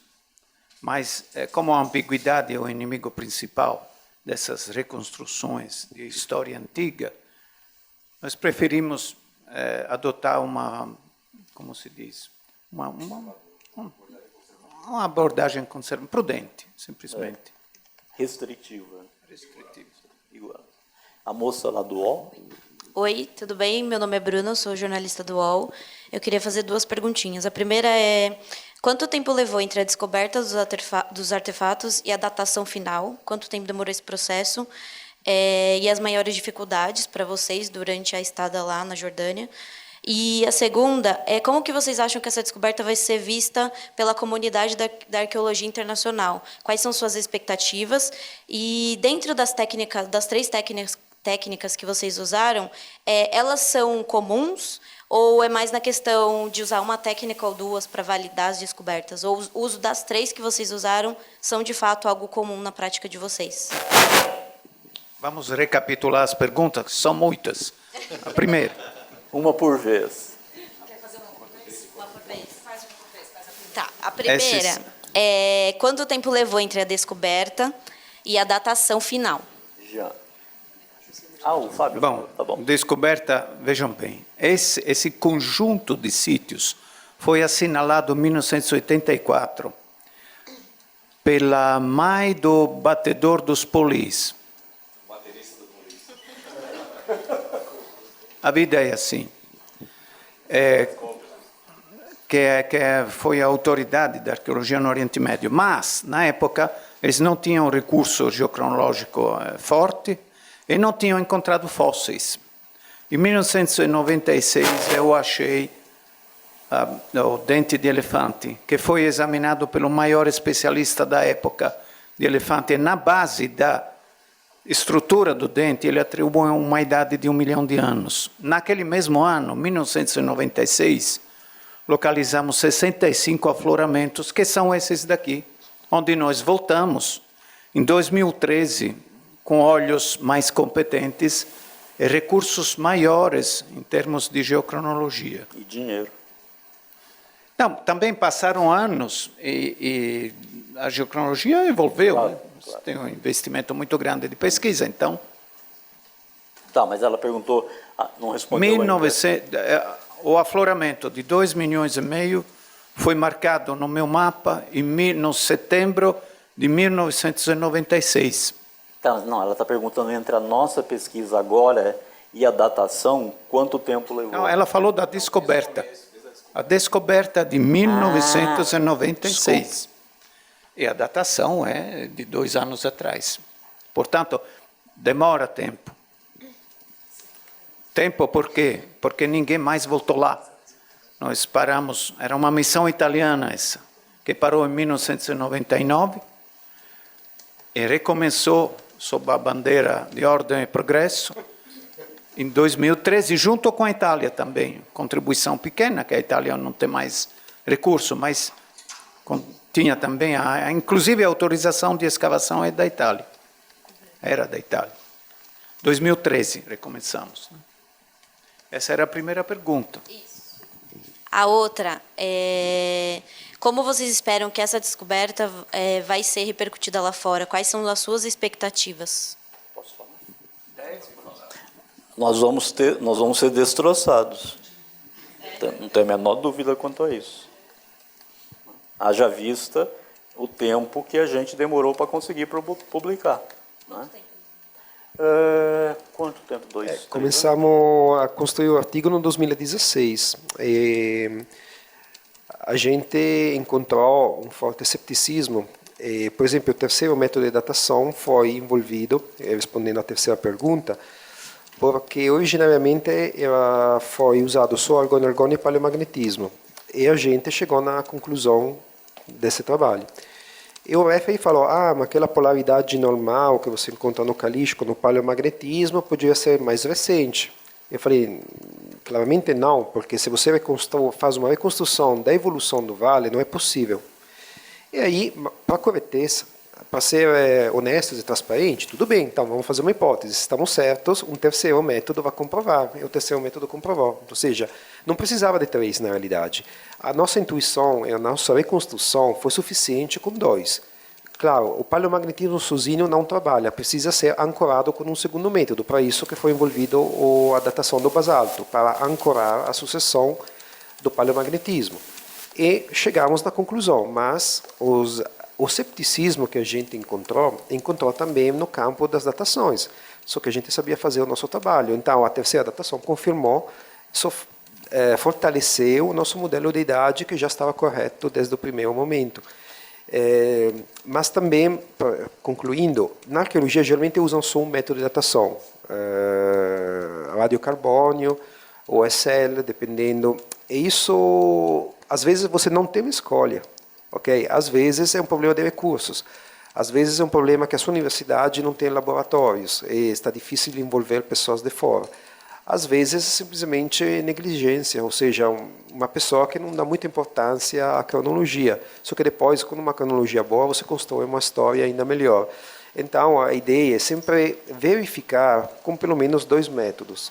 No nosso caso do 3 foi porque o nosso achado foi super importante. Então, tivemos que fortalecer o nosso modelo, a nossa cronologia. Tinha alguém que tinha... Tinha uma pessoa lá. Não, se vocês tiveram esse... Qual o seu nome? Desculpa, Fabiana Cambrico, ali do Estadão. Se vocês tiveram esse rigor dos 3 métodos de datação, por que ainda assim vocês acham que vai ter tanta resistência da comunidade internacional de aceitar isso? Porque a comunidade paleoantropológica... A gente vem de um país que não tem tradição em pesquisa paleoantropológica. E a nossa comunidade, a comunidade paleoantropológica, eu tive o mesmo problema quando eu trabalhei com os primeiros americanos, com Luzia e tal, né? Eles acham que não tem vida inteligente abaixo do Equador, né? Então, as nossas contribuições são sempre vistas com muito preconceito, né? Qualquer outro grupo que tivesse feito essa descoberta, se não fosse de brasileiros, teria publicado no Science, no Nature, no PNAS, né? Nós não conseguimos. Porque as pessoas acham que, por exemplo, nós não conseguimos distinguir um lascamento natural de um lascamento humano. Tá? Por mais que o Fábio tenha demonstrado isso à exaustão, né? Não tem jeito. Nós somos tratados como marginais. Queria só acrescentar, não só nós, também os chineses. Se você vê muitos artigos dos chineses, sempre tem um autor que não é chinês, que é da esfera anglo-americana. Então, esse preconceito é essencialmente ligado a países que não pertencem à Europa e aos Estados Unidos. Isso não tem nada a ver com ciência. Isso é simplesmente uma zona de conforto que a ciência anglo-americana construiu e está mantendo... Bom, o problema de Clovis é bem conhecido aqui no Brasil, do paradigma do Clovis. Então, a coisa importante é sempre destacar que, por exemplo, o nosso trabalho foi convidado a ser publicado na principal revista do Quaternário, que é aquele período histórico que liga paleontologia, arqueologia, mudanças climáticas e geologia. Então, de qualquer jeito, também se nós não atingimos as revistas top, conseguimos o melhor no campo de uma área mais específica como a geologia. Então, é como pesquisa convidada, não é todo mundo que é convidado a publicar nesta revista. Então, acho que conseguimos, de qualquer jeito, publicar numa revista forte. Com certeza vamos ter um criticismo, mas isso faz parte da ciência. Não é importante publicar numa revista importante, é importante publicar para veicular as informações e abrir um debate, porque a gente está abrindo um novo caminho e vamos ter fãs, suporters e vamos ter pessoas mais céticas. Mas, como o Walter falou, também tem outras. A China foi publicada na Science e tem cepticismo. Tem muitos sites, aquele site da Califórnia de 100.000 anos ainda está sendo debatido, embora foi publicado na Nature. Ou seja, publicar nessas revistas não garante a verdade absoluta no campo da ciência. Tudo deve ser verificado e o debate é uma coisa aberta para chegar cada vez mais perto da verdade. Eu sempre gosto de lembrar que é o seguinte: ciência, a gente trafega pelo mundo das incertezas. E o máximo que você consegue é estreitar essas incertezas, né? Quem trafega pela certeza é a religião, que é dogmática. Que, por sinal, muito forte naquela região. Que, por sinal, é muito forte naquela região. Né? Então, assim, A ciência é sempre uma aproximação. O máximo que a gente consegue fazer é estreitar as incertezas, né? Quem trafega pelas certezas é a religião, porque ela é dogmática, né? E uma coisa que eu também aprendi em ciência é o seguinte: ciência não necessariamente é dar boas respostas, mas é nunca parar de fazer boas perguntas.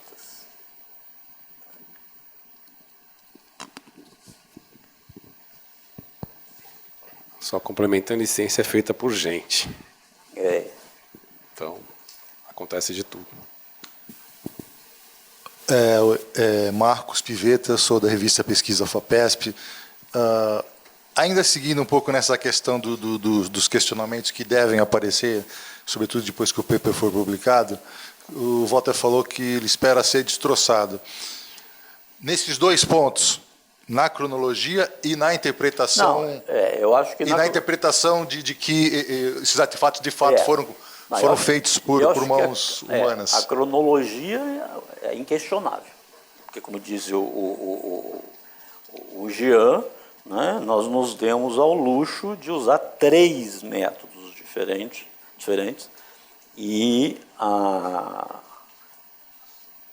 congruência, né, entre os 3 métodos foi absolutamente inquestionável. Você vê que os chineses conseguiram publicar os 2,1 milhões de anos. Nature Science. Só com base em paleomagnetismo, né? Havia Robin Dennell dentro. Agora, eu acho que ainda vão pegar muito no pé na questão de que isso não é uma indústria humana e de que isso foi fabricado pela natureza. Entendeu? Ok. Apesar do esforço do Fábio de documentar. Isso foi muito bem documentado, porque foi a primeira crítica que a gente esperava. Então, foi dedicado um cuidado muito, muito profundo, quase quanto a cronologia. Para falar a verdade, não teve contestação disso nesse caso. Que eu lembre, explícita. Teve. Ninguém questionou. Teve sim. Quer dizer, o problema então é mais a data mesmo. Quer dizer, o problema, digo, o maior ceticismo seria com relação à data. Não, aos artefatos. Aos artefatos. A junção dos dois. Porque artefatos muito antigos suscitam a devida curiosidade. Mas o problema é o seguinte, né? Quer dizer, descobertas excepcionais na ciência, elas demandam evidências excepcionais, né? Então, assim, quando você acaba sem querer botando a mão num vespeiro desse, né, você vai ser mais cobrado do que a média da cobrança, porque você está mudando um paradigma, né? Bom, Walter, tem que lembrar uma coisa para responder corretamente a eles. Eu acho que digamos, a crítica principal, a observação principal, sem nem pensar na vulgar inveja, que também entra nas coisas, mas na observação principal, que a maioria desses artefatos não estão, a maioria, não todos, não estão na dita deposição primária, ou seja, foram um pouco mexidos. Normalmente, a excepcionalidade das datações gostaria que eles estivessem in situ, como se diz, de uma forma poética, latina, tardo-antiga, né? Mas não estão, por isso que vale ainda a pena, a meu ver, voltar para lá e dentro daqueles 8 quilômetros quadrados achar o lugarzinho certo, onde tiver uma menor força dos agentes de transporte, porque tem, com certeza, tem que procurar, porque quem fez os cortes foram as retroescavadeiras da ONU para dar de comer aos palestinos depois da Guerra dos 6 Dias. Não era feita em função das nossas pesquisas, nós parasitamos a Guerra dos 6 Dias. Infelizmente é assim. Mais alguma pergunta? Desculpa, tinha uma pessoa lá no fundo. Estamos aqui até meia-noite. Não, é o seguinte, o professor Walter disse que provavelmente com essas novas descobertas é possível fazer uma conclusão, então, de que a transição do habilis para o erectus aconteceu no Cáucaso e não na África, né? Mas vocês também citaram que nessa mesma região do sítio que vocês trabalharam tinha presença de machados, alguma coisa característica do erectus. Eu só queria entender... Não, mas em níveis mais recentes. Então, que seria que eles teriam feito a transição no Cáucaso e depois, no espalhamento, eles teriam voltado a essas regiões, é isso? Não, eles estavam em todas as Saindo da regiões. África novamente, porque não é que saiu uma vez, saiu o habilis, provavelmente saiu o erectus e saiu o Homo sapiens, pelo menos nós sabemos. E o heidelbergensis. Né? E o heidelbergensis. Então, essas migrações são um fenômeno contínuo. A gente tenta de discretizar em eventos, porque é mais fácil entender. Mas, na realidade, cada vez que é possível, que havia uma exigência, o homem mudava de lugar. Então, saiu com essa indústria olduvaiensis no começo, a 2,5 milhões, e provavelmente a 1,7 milhões, que é o mais antigo rochelense encontrado, provavelmente já estava saindo novamente da África, misturando com aquilo que já tinha saído antes, que é o caso que ele estava falando da Geórgia. Então, ainda não sabemos, mas houve muitas migrações sucessivas. Eu queria complementar uma coisa, é bom que seja esclarecida. Artefatos não são pessoas, ou seja, não seguem as mesmas regras evolutivas. Mudam, mas de uma forma diferente. Portanto, espécies diferentes, supondo que a reconstrução do Walter seja mais correta, mas espécies diferentes podem ter artefatos iguais e vice-versa. Os primeiros Homo erectus faziam o olduvaiense. Ou seja, naquele lugar que ainda hoje é um lugar quente, Oriente Médio, porque é um corredor, né, onde a água é concentrada em uma região pequena, e isso continua dando briga, né? Naquele lugar, de fato, várias vezes na história do gênero Homo, houve invenções. E justamente tem aquele professor inglês, né, que participa das pesquisas na China, que lembra que talvez aquele lá seja um lugar não tanto de um centro evolutivo de seres, de corpos, quanto um lugar de miscigenação de estilos, para assim dizer, de indústrias. A verdade é que não está escrito nesse artigo, vai ser objeto das próximas pesquisas. Nós achamos indícios de indústrias olduvaienses a 1.900.000 na camada de cima. Mas isso, por enquanto, está lá, esperando que a gente retome aquilo lá. Isso vai na direção de que aquele é um lugar de, digamos, alta criatividade em termos técnicos de fabricação de artefatos, porque o achelense mais antigo na África não vai além de 1.800.000 anos. Então, de repente, os animais, para assim dizer, seguem um certo caminho, mas as modas, para assim dizer, seguem outro caminho. E só para, aproveitando o gancho do que o senhor falou agora, quais seriam os próximos passos a partir dessas descobertas, tanto do grupo de vocês, quanto eventualmente que vocês pretendem colaborar com outros grupos de pesquisa do mundo? Se tem outras regiões ou outros sítios que podem ser melhor explorados agora com essa nova evidência? Eu ia falar sobre isso. Eu acho o seguinte, né, que esse projeto ele trouxe um subproduto que talvez seja tão mais importante que as próprias descobertas, né? É que o fato de hoje nós termos uma equipe, né, altamente treinada para trabalhar com paleoantropologia no Velho Mundo, né? Então, por exemplo, eu adoraria replicar o que a gente fez com o mesmo grupo de pesquisa, né? Replicar a nossa pesquisa em outras regiões do planeta, né? Nós estamos, o Astolfo e eu estamos tentando, embora esteja se mostrando cada vez mais difícil, né, estabelecer um projeto, por exemplo, em Moçambique, né? Agora, nessa minha ida lá para a Geórgia, para a República da Geórgia, eu vou tentar também negociar a eventual instalação de um projeto lá. Mas por quê? Porque agora nós temos expertise, você entendeu? Do ponto de vista da Jordânia, eu e o Fábio temos opiniões muito diversas, né? Eu acho que o que nós tínhamos que fazer na Jordânia, a gente já fez.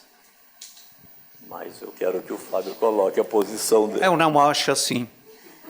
Eu acho que nós conseguimos a ponta de um iceberg. Nós fomos levados lá pelo acaso, porque eu fui lá em 96 fazer uma prospecção, catando cada tipo de vestígio arqueológico, inclusive cerâmica islâmica, porque esse era o objetivo daquela época, e achamos essas coisas. Então, o acaso não vai muito de acordo com o planejamento.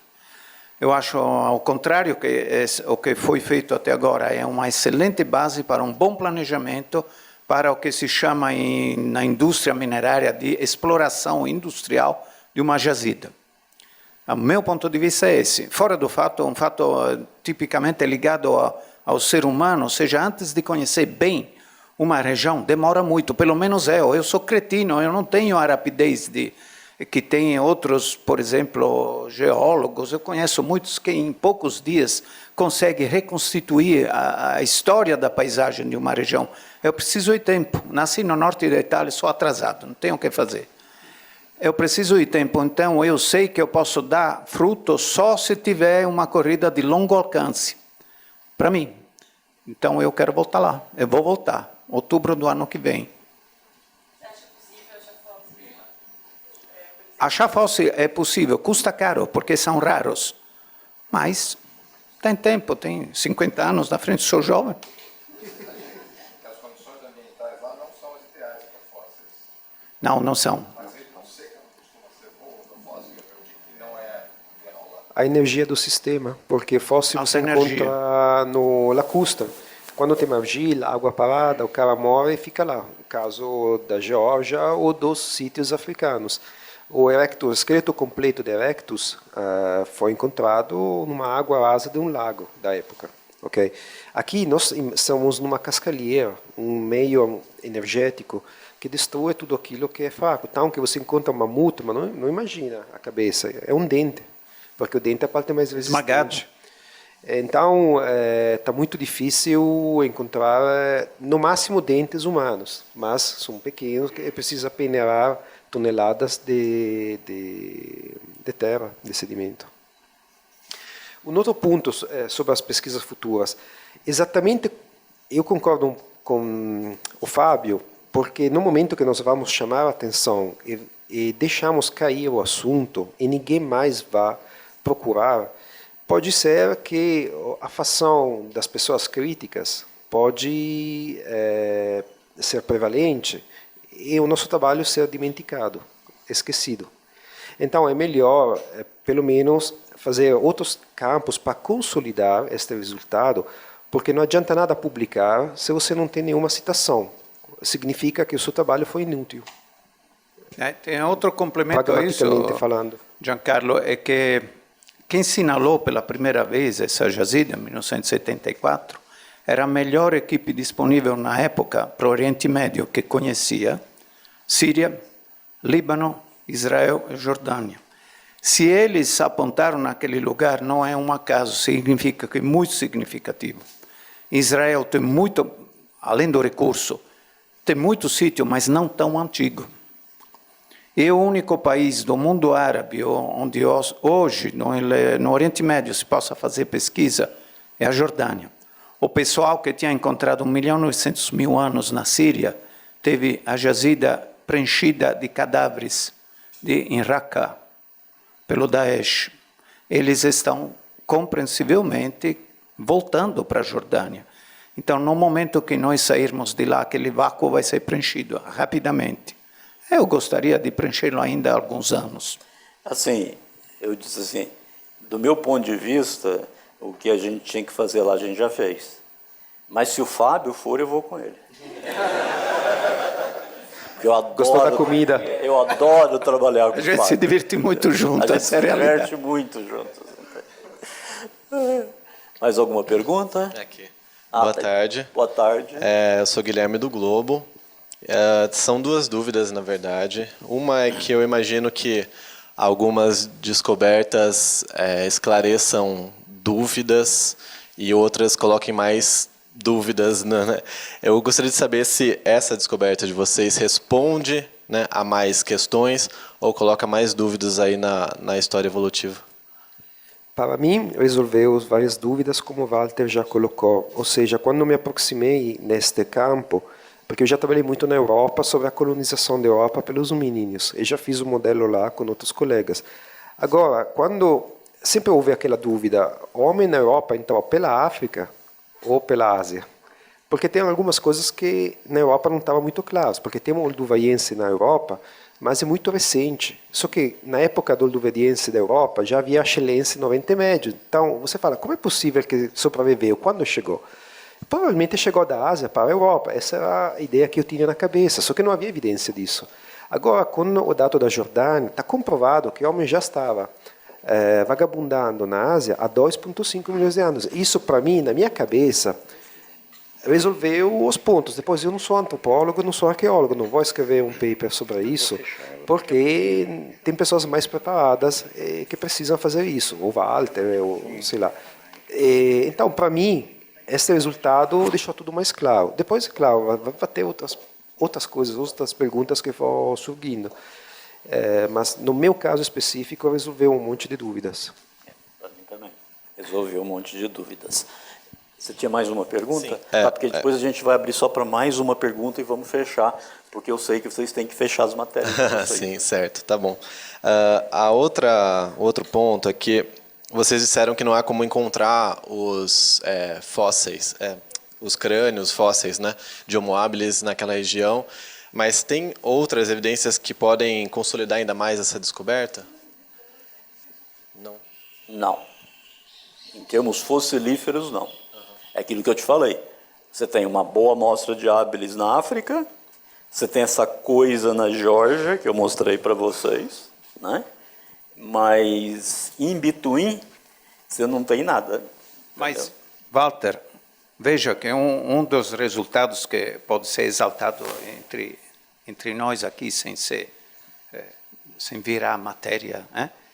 Mas é Tudo que nós vai virar matéria, mas veja, Fábio. sim. Mas enfim, não é algo que possa ser descrito em termos imediatamente científicos. É algo de qualitativamente consistente. Não se conheciam fósseis de qualquer tipo, mais antigos de 18 mil anos, na Jordânia até 1996. Eu achei 40 peças. O Astolfo, nessa última missão que nós fizemos, achou uma peça de elefante de 3 milhões e meio, 4 milhões, não se sabe, enfim, entre 5 e 2 milhões e meio, que gerou a curiosidade. Isso aí ninguém perguntou, mas eu faço a pergunta a mim mesmo, ou seja, como reage o mundo árabe a essa história? Porque a narração da história evolutiva na cultura islâmica é algo de extremamente difícil.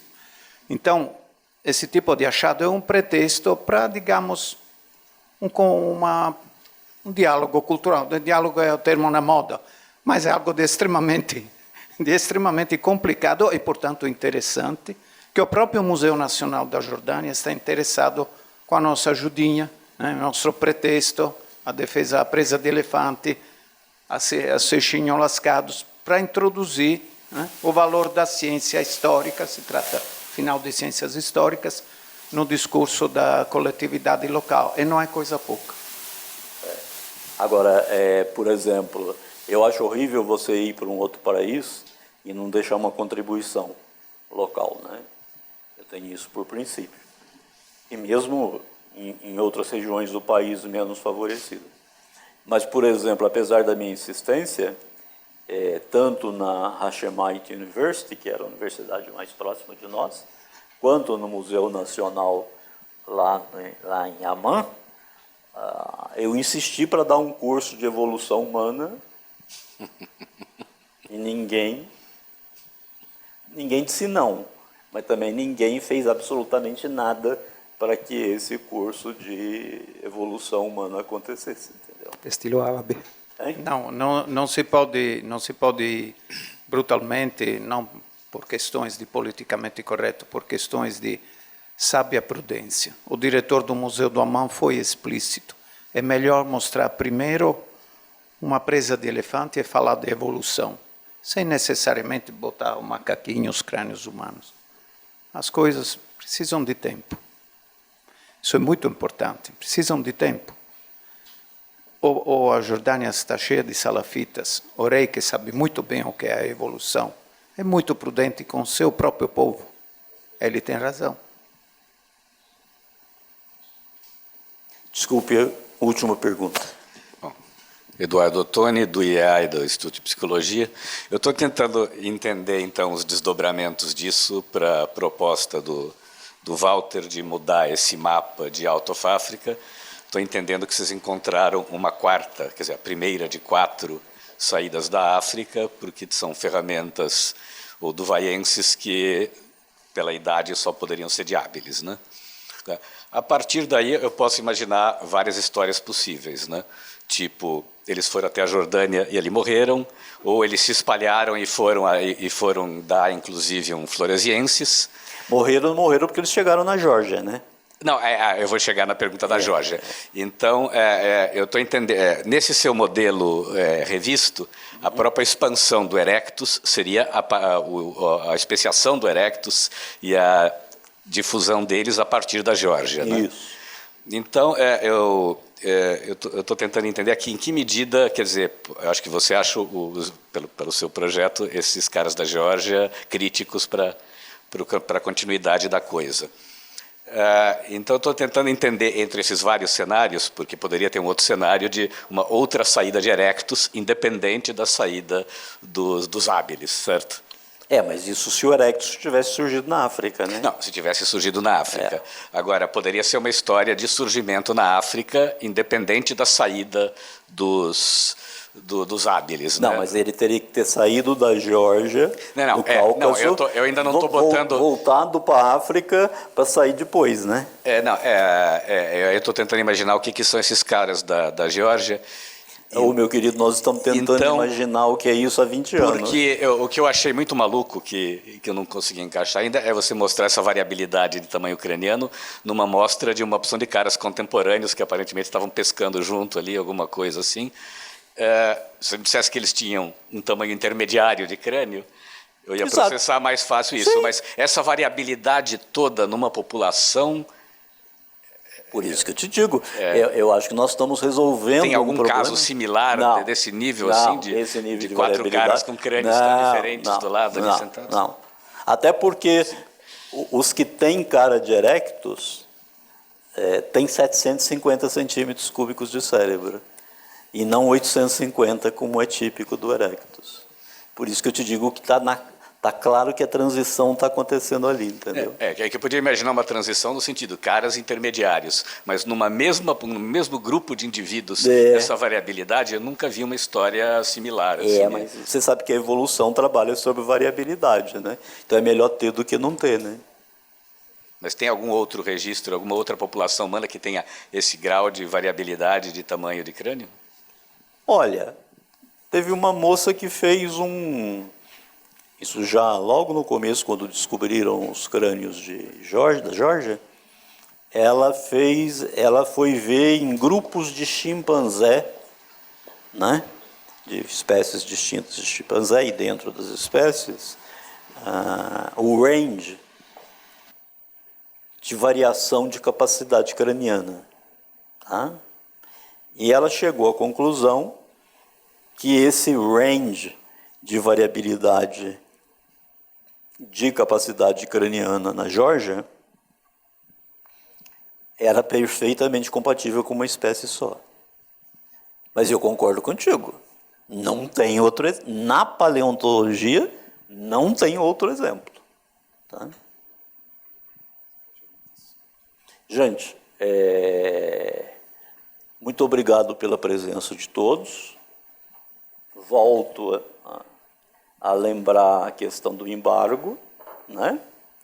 E se eventualmente algum veículo de imprensa, né, quiser, porque eu já fui entrevistado N vezes, se algum veículo de imprensa quiser fazer alguma entrevista específica com o Astolfo, com o Fábio ou com o Jean, eu só posso dizer que eles estão à disposição, porque eu me vou.